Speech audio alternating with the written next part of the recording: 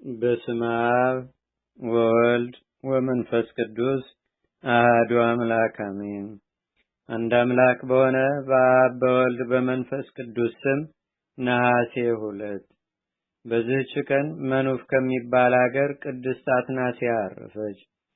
የዚህችም ቅድስት ወላጆቿ ባለጸጎች ነበሩ። እነርሱም በሞቱ ጊዜ ቤቷን ለእንግዳ ማደሪያ ታደርግ ዘንድ በጎ ሐሳብን አሰበች። ወደ እርሷም የሚመጡትን እንግዶች ሁሉ ትቀበላቸው ነበር። በገዳም ለሚኖሩ መነኮሳትም የሚያስፈልጋቸውን ትሰጣቸው ነበር። ስለ በጎ ስራዋም ይወዷት ነበር። ከዚህም በኋላ ግብራቸው የከፋ ክፉዎች ሰዎች ወደ እርሷ ተሰብስበው ሐሳቧን ወደ ኃጢአት ስራ መለሱትና ኃጢአትን አብዝታ ትሰራ ጀመር። በአስቄጥስ ገዳም በሚኖሩ አረጋውያን ቅዱሳን ዘንድም ወሬዋ ተሰማ። ስለ እርሷም እጅግ አዘኑ። አባ ዮሐንስ አጢርንም ጠርተው ስለ እርሷ የሆነውን ነገሩት። አስቀድማም ከእነርሱ ጋር በጎ ስለሰራች ወደ እርሷ ይሄድ ዘንድ ነፍሷንም ለማዳን ይወድ ዘንድ ለመኑት። እርሱም ትእዛዛቸውን ተቀበለ። በጸሎታቸውም እንዲረዱት ለመናቸው። ያን ጊዜም አባ ዮሐንስ አጢር ተነስቶ ሄደ። አትናስያ ወዳለችበትም ቦታ ደረሰ። ለበረኛውም ለእመቤትሽ ስለኔ ንገሪያት አላት። በነገረቻትም ጊዜ ለረከሰ ስራ እንደሚፈልጓት ሰዎች ሁሉ የመጣ መሰላትና አጊጣ በአልጋዋ ላይ ሆና ጠራችው። ወደ እርሷም ገባ። እርሱም እንዲህ እያለ ይዘምር ነበረ። በሞት ጥላ ውስጥ ብሄድም እንኳን ክፉን አልፈራውም፣ አንተ ከኔ ጋር ነህና። ከእርሷም ጋራም አስቀመጠችው። ያን ጊዜም ራሱን ዘንበል አድርጎ አለቀሰ። ለምን ታለቅሳለህ አለችው። እርሱም ሰይጣናትን በላይሽ ሲጫወቱ አየኋቸው። ክብር ይግባውና ጌታዬና አምላኬ መድኃኒቴ ኢየሱስ ክርስቶስን ለምን አሳዘንሽው? የቀድሞ በጎ ስራሽን ስትተሽ ወደ ጥፋት ስራ ተመልሰሻልና አላት። ቃሉንም ሰምታ ደነገጠችና ተንቀጠቀጠች። ምን ይሻለኛል አለችው።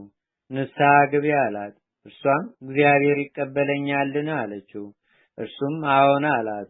እርሷም ወደምትሄድበት ካንተ ጋር አውሰደኝ አለችው። እርሱም ነይ ተከተይኝ አላት። ያን ጊዜም ፈጥና ተነስታ በኋላው ተከተለችው። ከገንዘቧም ምንም አልያዘችም። በመሸም ጊዜ ለማደር ወደ ጫካ ውስጥ ገቡ። በዚያም ለእርሷ ቦታ አዘጋጅቶ እስኪነጋ በዚህ አረፍ ብለሽ ተኚ፣ እኔም ወደዚያ ሆናለሁ አላት። ይህንንም ብሎ ከእርሷ ጥቂት ተገልሎ እየጸለየ ብቻውን ተቀመጠ። በሌሊቱ እኩሌታም ሊጸልይ ተነሳ። ከምድር እስከ ሰማይ የሚደርስ የብርሃን ምሰሶም አየ። የእግዚአብሔር መልአክ የከበረች ነፍስን ተሸክመው ሲወጡ አይቶ አደነቀ። በነጋም ጊዜ ወደ እርሷ ሄደ። ሙታም አገኛት። እጅግም አዘነ። ስለ እርሷ የሚያስረዳው ዘንድ እየሰገደ ወደ እግዚአብሔር ለመነ። ወደ እርሱም እንዲህ የሚል ቃል መጣ። ከቤቷ በወጣች ጊዜ እግዚአብሔርን ንስሐን ተቀብሎ ኃጢአትሽ ተሰረየልሽ ብሏታል። ከዚህም በኋላ ሄዶ ለአረጋውያን የሆነውን ሁሉ ነገራቸው። እነርሱም እርሱ እንዳያት ማየታቸውን ነገሩት። የኃጢአተኛን ወደ ንስሐ መመለሱን እንጂ ሞቱን የማይሻ እግዚአብሔርንም አመሰገኑት።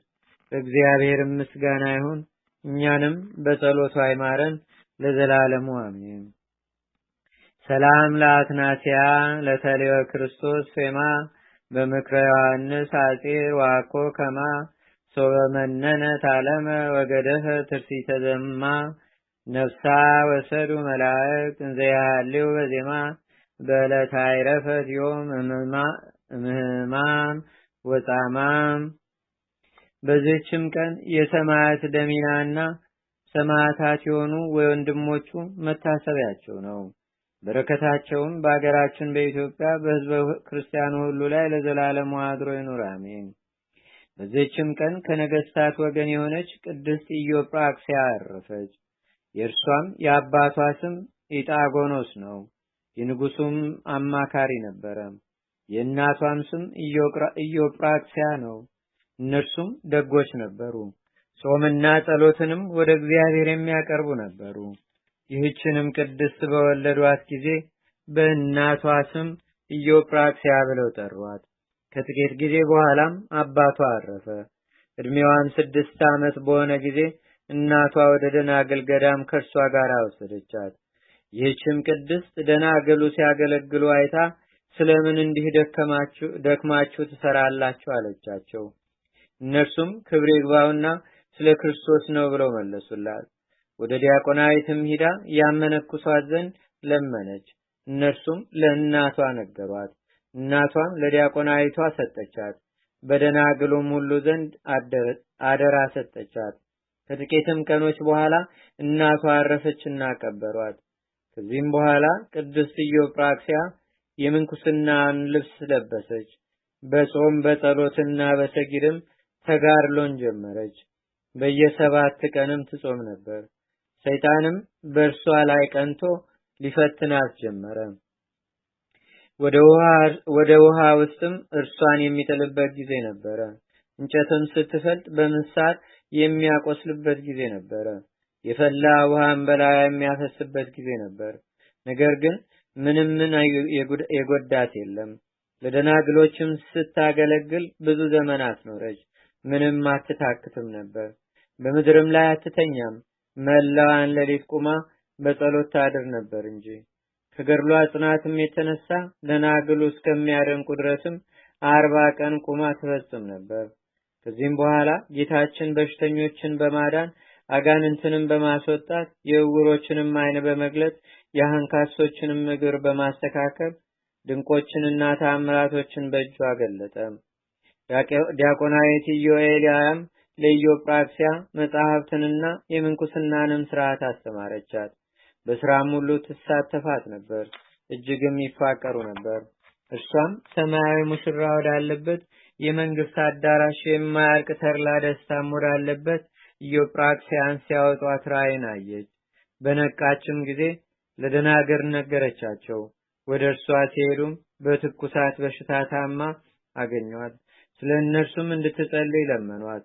እርሷም ደግሞ በጸሎታቸው እንዲያስቧት ለመነቻቸው።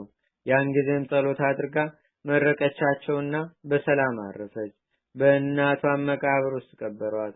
ወዳጇ ኢዮኤልያም ወደ መቃብሯ ሄዳ ጸለየችና በ3ኛው ቀን አረፈች። ከእርሷም ጋር ተቀበረች። እግዚአብሔርም ምስጋና ይሁን። እኛንም በከበሩ ደናግል ጸሎት ይማረን። በረከታቸውም በአገራችን በኢትዮጵያ በሕዝበ ክርስቲያኑ ሁሉ ላይ ለዘላለም አድሮ ይኑር፣ አሜን። ሰላም ለኢዮጵራክሲያ እንታራይፍና ከመታሰፍ በገር ሀያላነ እደ ዋማኩሰላ ጸላይ እስከበዛ ደማ ተክበ ወንዘ ታስተጋብ እንዝርወት እንተታጽብፀ ሶበሳላሃ አሃት አቤታቴወ።